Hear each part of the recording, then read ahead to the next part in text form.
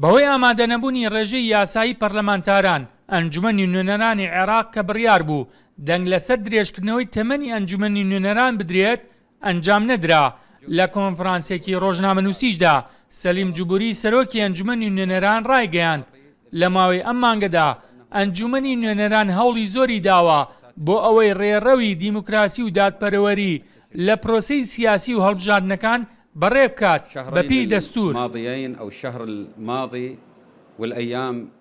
لە ماوەی ئەم مانگەی ڕابردوودا ئەو ڕۆژانەی کە هەڵبژاردن بەڕێوە چوو ئەنجومەنی نوێنەران هەوڵی زۆری داوە بۆ ئەوەی ڕێڕەوی دیموکراسی و دادپەروەری لە پرۆسی سیاسی هەڵبژاردنەکان بەڕێکات بەپێی دەستوور و دەستی گەندەڵ و گەندەڵکاران لەناوبەرین بە تایبەت لە کێشەی هەڵبژاردننی 12 ئایار و هەمواری یاسای هەڵبژاردنەکانمان کرد کە لەلایەن دادگای فیدراڵیەوە بەشێکی هەڵوەشایەوە و بەشێکی مایەوە.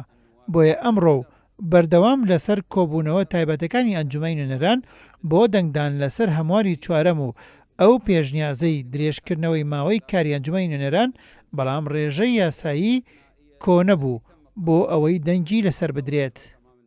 لە دوای بڕیاری دادگای فیدراڵی بۆ یەکلایکردنەوەی هەمواری سێەمی یاسای هەڵبژاردنەکان، ئەو فراکسیۆن و پەرلەمانتارانەی لە 6 حوزەیران یاسای هەڵبژاردنیان هەموار کردەوە لە ڕێگەی پرۆژەیەکەوە هەوڵەکانیان دەست پێکرد بۆ هەمواری چوارەمی یاسای هەڵبژاردن کە لە بەرگەی سێی پرۆژەکەدا درێژکردنەوەی ماوەی کارکردنی ئەنجومەنی نوێنەران بوو کە زۆرێک لەلایەنە سیاسیەکان دژی درێژکردنەوەی کاری ئەنجومەنی نوێنەران وەستانەوە بە نادەستووری ناویان برد.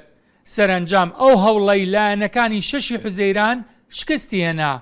لەلایەکی دیکەوە بەپێی زانیاریەکانی کورسات نیوز بڕیارە لە 2 ڕۆژی داهات و جارێکی دیکە پەرلەمان کۆ بێتەوە تایبەت بە ئاژمارکردنی دەنگەکان لەسەر تاسەری عێراق.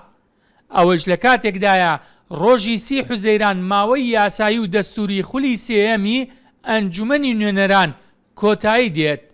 بێستون سەلام. کورسات نیوز، بەغداد.